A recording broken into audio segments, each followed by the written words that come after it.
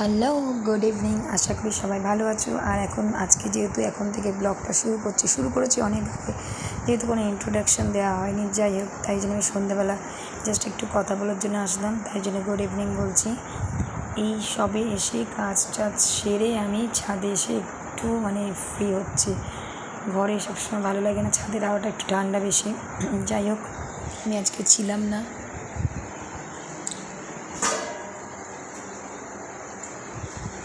তোমাদেরকে এর আগে বলেছিলাম যে আমি দিদি নাম্বার 1-এর অডিশান দিতে যাব, তা সেই দিনটা আজকে ছিল।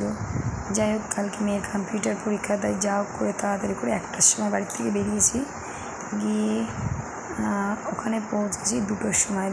জাস্ট আমাকে লাস্ট ফর্ম দিয়েছে, দেওয়ার পরেই ওদের লাঞ্চ ব্রেক শুরু হয়ে গেল। ওদের 1 ঘন্টা লাঞ্চ ব্রেক ছিল, যার জন্য আমাদের ওয়েট করতে হলো।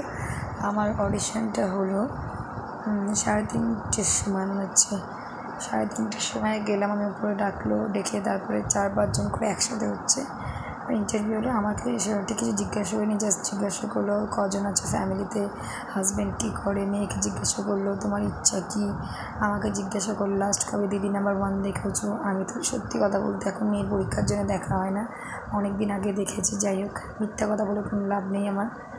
যাই হোক, দেখে এসে এই মার কাছে 2টো খেয়ে এসে বিকেলবেলায় গাটা ধুয়ে একটু ছাদে উঠলাম। শরীরটা আর দিচ্ছে না, একে তো মেয়ের পিছনে লেবার দিতে দিতে পাগল হয়ে গেছি। তা চলো দেখাবো তোমাদের। অডিশনের ভিতরে আমি ফটো ভিডিও করতে পারিনি, যেহেতু মেয়ে আমি গিয়েছিলাম, আর কেউ ছিল না, তাই জন্য ভিডিও করার কেউ ছিল না। যাই হোক, কিন্তু যখন ফর্ম ফিল আপ করি সেই জায়গাটা আমি দেখাবো, আর যেখানে ইন্টারভিউ সেটা পারবো না। আমি চলে এসেছি অডিশনের যেখানে হচ্ছে, সেখানে ফর্ম দিয়ে দিয়েছি। জাস্ট আমার ফর্মটা লাস্ট ছিল লাঞ্চের আগে, তা আমি ফর্মটা বসে বসে ফিল আপ করছিলাম, ধীরে ধীরে ফিল আপ করছিলাম, কিছুই ছিল না। যাই হোক, কী করবো, এখন লাঞ্চ ব্রেক হবে। যাই হোক, কিন্তু একটাই যে ওখানে একটাই কোশ্চেন আছে লাস্ট কালাম, যে কেন তুমি নিজেকে দিদি নাম্বার 1 মনে করো। আমি বুঝতেই পারছিলাম যে আমি কী লিখবো, কেন মনে করি, যাই না। যাই হোক, যা মাথায় এসে হাবজি গুবজি একটা লিখে দিয়েছে। যাই হোক, আবার আমার মেয়েরও ফর্ম দিয়েছে, মেয়ে কেন হতে চায় দিদি নাম্বার 1, মহা সমস্যা, কী লিখবো। যাই হোক, এরমভাবেই চললো। চলো দেখতে থাকো।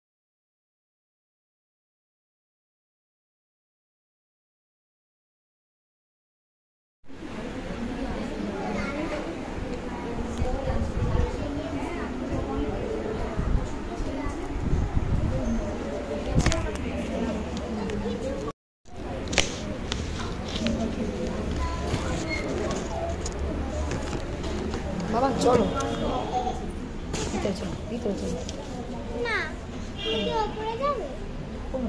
উপরে যেতে হবে। তো দেরি আছে, ফর্ম জমা নিতে হবে। উপরে যাওনি? উপরে যেতে বলেছে? তুমি গেছিলে? আমি যাইনি, ফর্ম জমা নেবে তারপরে। না, বেশ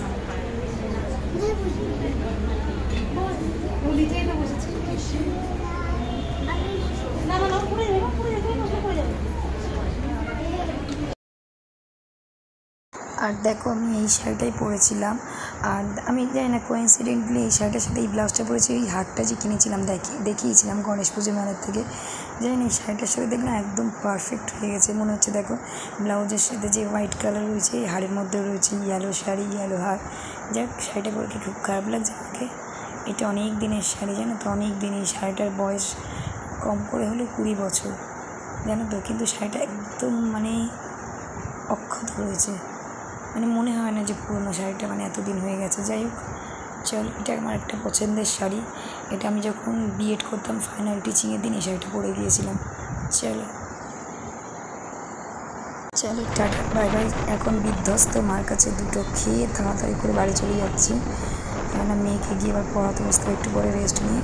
चलो टाटा बाय बाय, সবাই ভালো থেকো, পারলে আমার চ্যানেলটাকে লাইক করো, কমেন্ট করো, সাবস্ক্রাইব করো। Tata, good night.